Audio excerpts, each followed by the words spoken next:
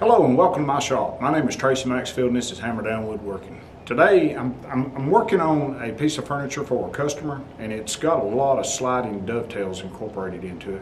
And I thought I'd take this opportunity to show you how I do them. And I use the Porter cable dovetail jig. This is model 4216.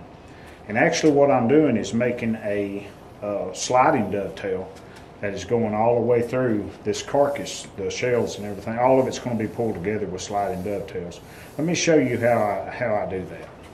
This is one of the panels that I'm going to be using in this piece of furniture, and the thickness of this material is 3/4 of an inch thick.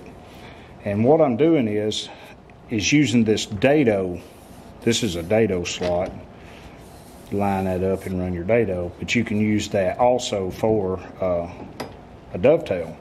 And what I've done, let me get the camera where you can see it. I've marked, this is going to be my cut line. Let me get back in focus here.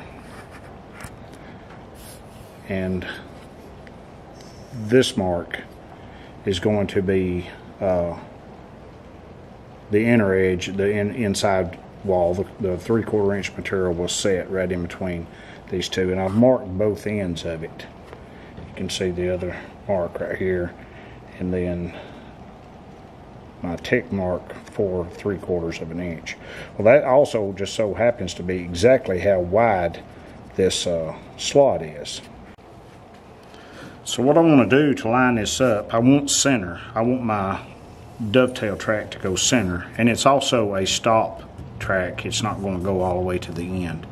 So what I'll do is I'll just push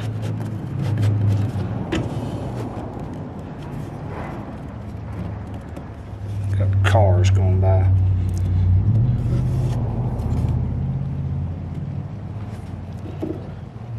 Push that all and make sure that this is all the way down, because if this is riding up on either end, the dovetail track will be shallower.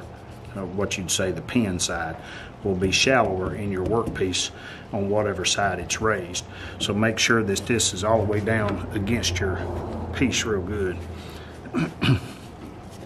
And you can fine tune, if you can see this line right here.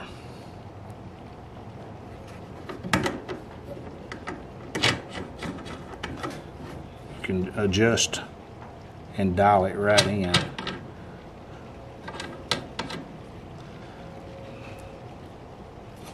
And do the same thing on the other side.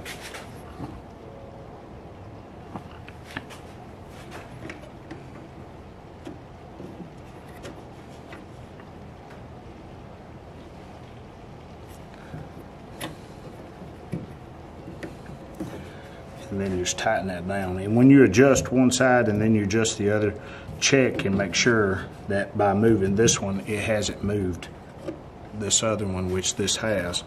You'll have to go back and forth with it just a little bit to get it exactly where you want it. And then that looks pretty good. And then just lock this piece down. Now right in here, if you look, you can see my pencil mark. And on the other side, you can see my pencil mark. And then coming around here, I don't know if you can see that on camera or not, but you can see my cut line all the way down the inside of that. And that tells me that I'm centered up on my 3/4.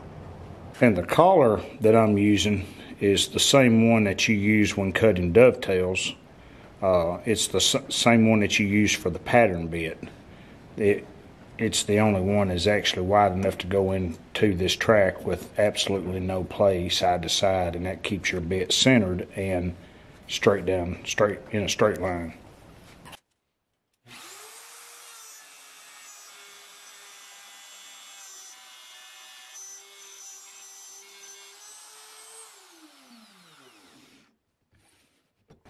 And the dovetails that I'm making, they're not all the way through, and you can stop at whatever point that you want to on this side. You just have to cut part of the dovetail that's going to go into this pin slot. You'll have to cut it off to the exact length.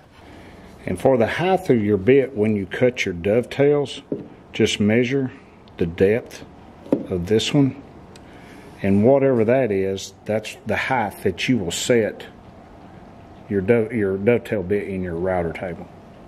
Now back at your router table, using the same bit that you use to cut the dovetails with, that way there's no discrepancy in the size of dovetails that you're cutting.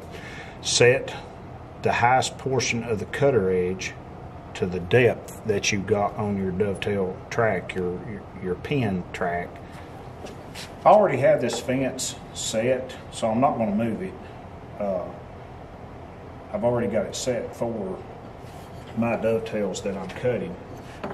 But what you will want to do is lock your fence, however your table's made. If you can lock it down on one end and then just pivot the other one is best. And bring the fence out to where you almost cover the bit with maybe just a slight amount sticking out. That will get you started.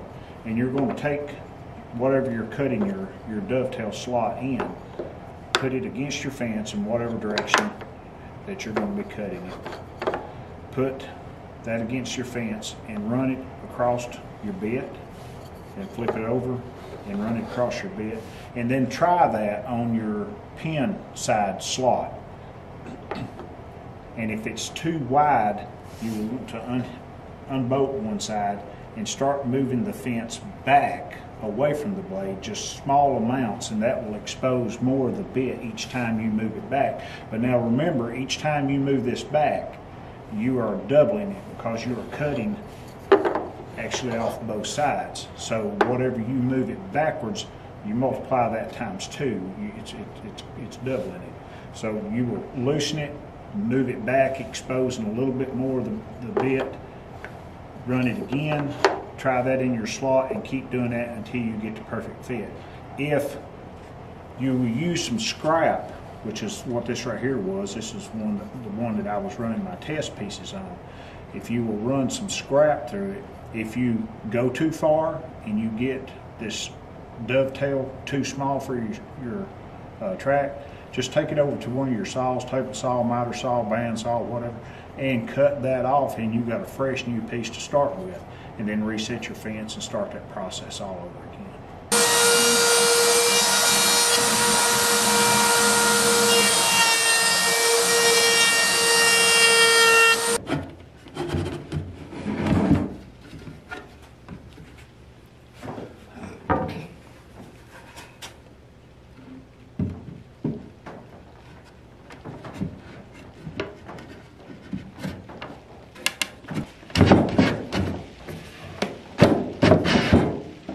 I've got to cut that section of the tongue, or the dovetail, out up here, so this will slide on down. We'll do that now. Now this is the easiest way that I know to do this. This piece goes on here just like this, and it's going to go, this piece is going to go down. I need a section of this right here cut off, and to tell how much, I just turn it around backwards, put it in the dovetail slot,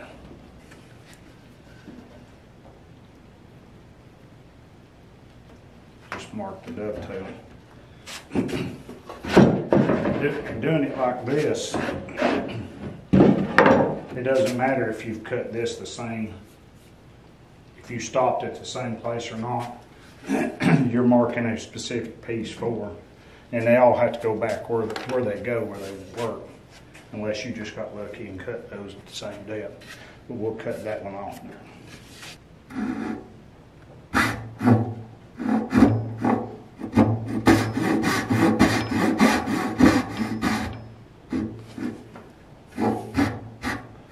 And be careful not to cut into your shoulder line here, because that will show. And at the bandsaw, this is the section I'm going to be removing. I've got my fence set to where it will cut just on that side of this shoulder line.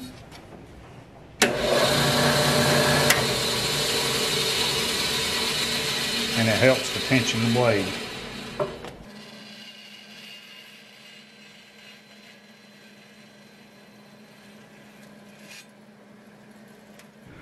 And it's just a matter of cleaning that up.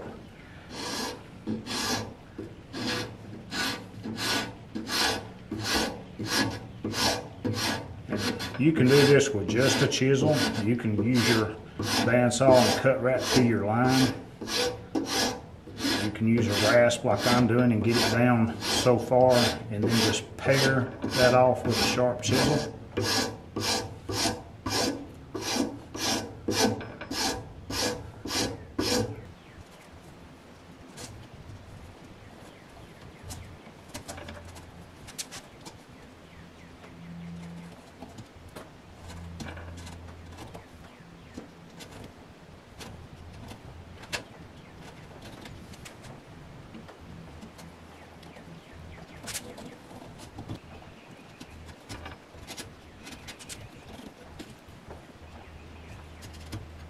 All right, I went ahead and trimmed this other one off camera, and we'll give this a shot and see how it done.